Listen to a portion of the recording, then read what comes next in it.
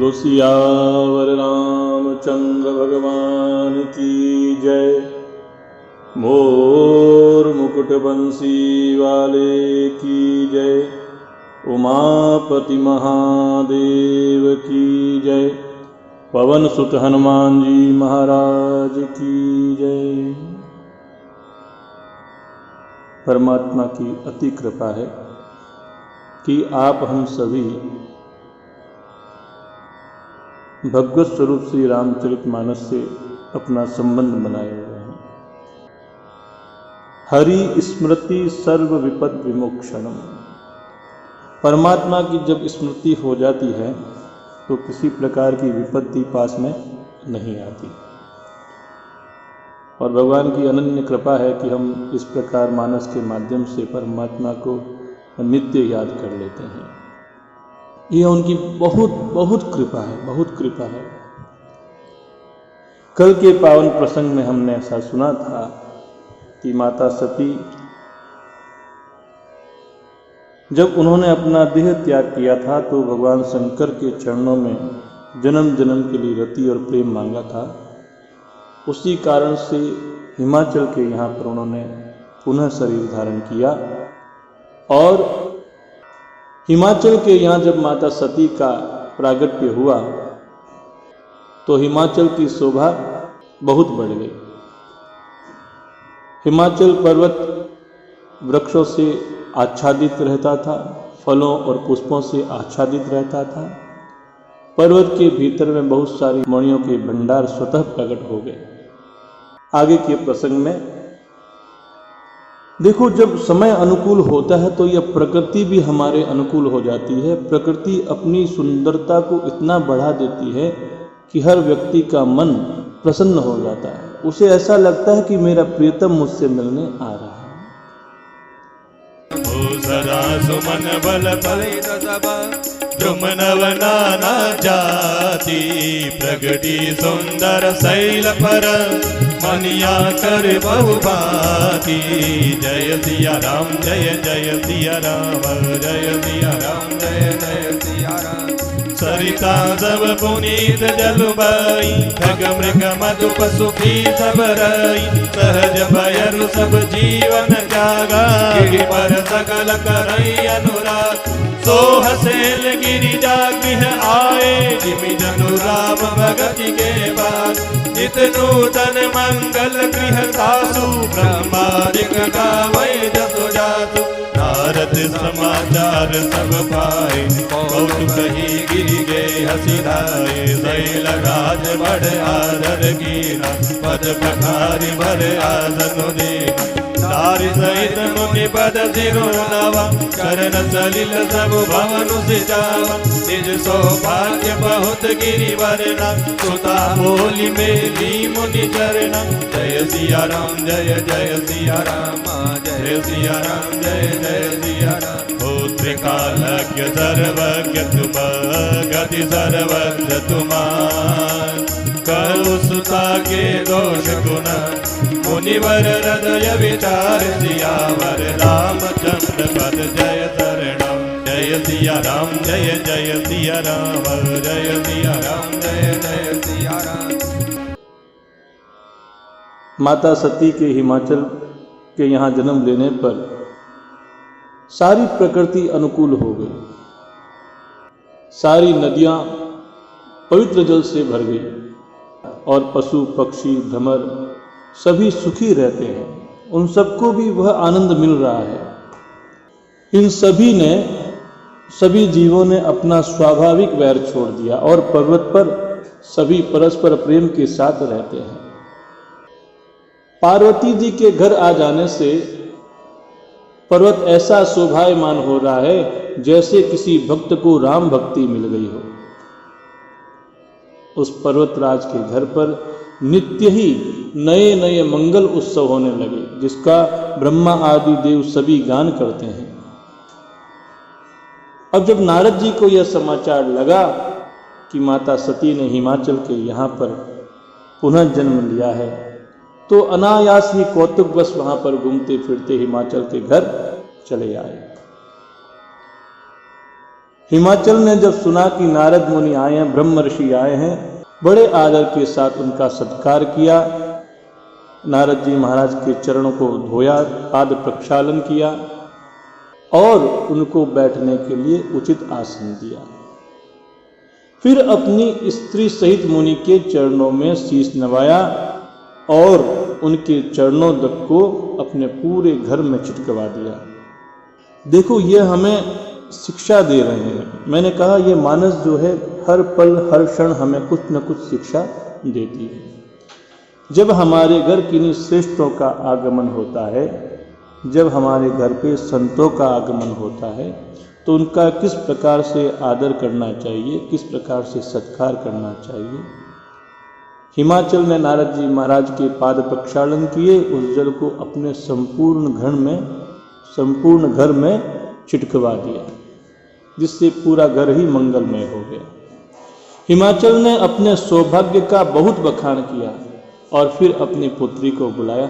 ये माता पिता के मन में ऐसा होता है कि जब कोई अच्छा साधु संत आ जाए, अच्छा ज्योतिषी घर पे आ जाए, तो उनके मन में ऐसी भावना रहती है कि मैं अपने बच्चे का भाग्य इनसे थोड़ा दिखा दूं। तो अपनी पुत्री को बुलाया और नारद मुनि के चरणों में डाल दिया और क्या बोलते हैं, त्रिकालज्ञ सर्वज्ञ तुम, गति सर्वत्र तुम्हारी, कहूँ सुता के दोष गुण, मुनिवर हृदय विचार। हे मुनिवर, आप तो त्रिकालज्ञ हैं और सर्वज्ञ हैं, आपकी सर्वत्र पहुंच है, अतः आप अपने हृदय में विचार करके मेरी इस कन्या के गुण और दोष को बताइए। कह मुनि बियति कोड मृदुवानी, सुता तुम्हारी सकल गुण गानी, सुंदर सहज सुशील सयानी, नाम उमायंबिका भवानी, सबल जन संपन्न कुमारी, हो यही संतत तियहि बिहारी, सदा चल यही कर यही वाता, यही तेजस बेहाई भी तुम्हारा, हो यही पूज्य सकल जग माही, यही सेवत कछ दुर्लभ नाही, यही कर नाम सुमिर संसारा, प्रिय चढ़ी है पतिव्रत यशिधारा, शैल सुलक्षण सुता तुम्हारी, सुनहु जय भयव गुण दुईचारी, अगुण यमान मातु पितुहीन, उदासीन सब संशय छीन, जय सिया राम जय जय सिया राम, जय सिया राम जय जय सिया राम। ओ जोगी जटिलय काम मन, लगनय मंगल वे, अस स्वामी यही कह मिलही, परी हस्त असिरेख सियावर, रामचंद्र पद जय शरणम, जय सिया राम जय जय सिया राम, जय सिया राम जय जय सिया राम। तो नारद मुनि हंसे। नारद मुनि ने हंस करके रहस्य युक्त कोमल वाणी से कहा कि हे शैलराज, ये तुम्हारी कन्या सभी गुणों की खान है। यह स्वभाव से ही सुंदर, सुशील और समझदार है और इनका नाम उमा, अंबिका और भवानी, इनके अनेक नाम हैं। और क्या कहूँ, आपकी यह कन्या सभी सुलक्षणों से संपन्न है। यह अपने पति को सदा ही प्यारी होगी, इनका सुहाग सदा अचल रहेगा और इसके माता पिता यश पाएंगे। शैलराज, सारे जगत में यह आपकी कन्या पूजी जाएगी। इसकी सेवा करने से कुछ भी दुर्लभ नहीं होगा। संसार में स्त्रियां इनका नाम स्मरण करके अपने पतिव्रत रूपी तलवार की धार पर चढ़ जाएगी। अर्थात यह पतिव्रता नारियों में सर्वश्रेष्ठ होएगी। इन्हीं का अनुसरण करके अन्य नारियां भी पतिव्रत को धारण कर सकेगी। हे पर्वतराज, तुम्हारी कन्या सुलक्षणी है। अब इसमें जो 2-4 अवगुण हैं उन्हें भी सुन लो। वह अवगुण क्या है? गुणहीन, मानहीन, माता पिता विहीन, उदासीन और संशयहीन अर्थात लापरवाह और जोगी जटाधारी, निष्काम हृदय रहने वाला, नंगा और अमंगल वेश वाला, ऐसा पति इसको मिलेगा। इसके हाथ में ऐसी ही रेखा पड़ी है। देखो, यहाँ नारद जी महाराज ने माता पार्वती के सभी गुणों का बखान किया। आज के समय में भी हमें इस विषय पर ध्यान देना चाहिए। अभी हम लोग आधुनिक युग में जी रहे हैं, जो कि मल्टीमीडिया युग है, और इसमें इतनी प्रतिस्पर्धा है कि हम उस प्रतिस्पर्धा में भाग लेते लेते हमारे आध्यात्मिक जीवन को, हमारे सनातन जीवन को बहुत पीछे छोड़े जा रहे हैं। देखो, मानस में ऐसा कहा है कि जो कन्या होती है वह दोनों कुल को पवित्र करने वाली होती है। दोनों कुल अर्थात आपके पिता का घर जहाँ कन्या का जन्म हुआ है, और दूसरा परिवार वह जहाँ उस कन्या की शादी होती है। तो दोनों कुलों को पवित्र करने वाली वह कन्या कब होगी? जब हम उसको वैसे संस्कार देंगे, जब हम उसमें त्याग, क्षमा, पवित्रता, आध्यात्मता और अनेक जो हमारे सामाजिक गुण हैं उनको उसमें डालने का प्रयास करेंगे। वर्तमान में क्या हो रहा है कि बच्चियां बहुत बड़ी बड़ी हो जाती है, उनको घर में भोजन बनाना भी नहीं आता, फिर उनको इतना लाड प्यार दिया जाता है। मैं लाड प्यार के लिए मना नहीं कर रहा हूं कि उनमें आपस में कुछ कहने सुनने की क्षमता भी नहीं रहती। परिवार एकल हो गए हैं,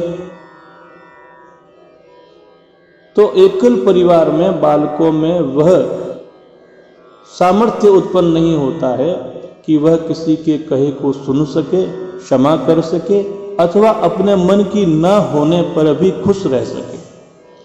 किसी दूसरे व्यक्ति को आदर देना, अपने बड़े बुजुर्गों की बात को तवज्जो देना, ऐसा हमें बच्चों को सिखाना चाहिए।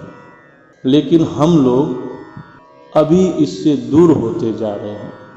हमारा प्रयास ऐसा रहे कि हम बच्चों को घर में सबके साथ लेकर के बैठें और अच्छे अच्छे संस्कार से युक्त कहानियों को उनको सुनाएं, ताकि उनमें भी अच्छे गुणों की उत्पत्ति हो। और देने वाले आप और हम ही हैं। जैसा हम पूछेंगे वैसे हमारे बालक बन जाएंगे। तो नारद जी महाराज ने शैलराज से कहा कि तुम्हारी कन्या सुलक्षणी है, लेकिन इसमें 2-4 अवगुण है। वो अवगुण है नहीं, लेकिन क्योंकि उनके जो पतिदेव है कौन है? महादेव। तो उनका जो स्वरूप है, उस स्वरूप को नारद जी महाराज ने यहाँ पर बखान किया है। शंकर भगवान इसी प्रकार से रहते हैं, निष्काम है, निष्काम हृदय है, और अमंगल वेश अर्थात मुंडों की माला भी पहन लेते हैं, मृगचर्म धारण कर लेते हैं। तो ऐसा पति इनको मिलेगा, ऐसी हाथ में इनकी रेखा पड़ी हुई है। अब नारद जी की वाणी सुन के क्या प्रभाव पड़ता है, इसका हम कल श्रवण करेंगे। बोलो सियावर रामचंद्र भगवान की जय, मोर मुकुट बंसी वाले की जय, उमापति महादेव की जय, पवन सुत हनुमान जी महाराज की जय।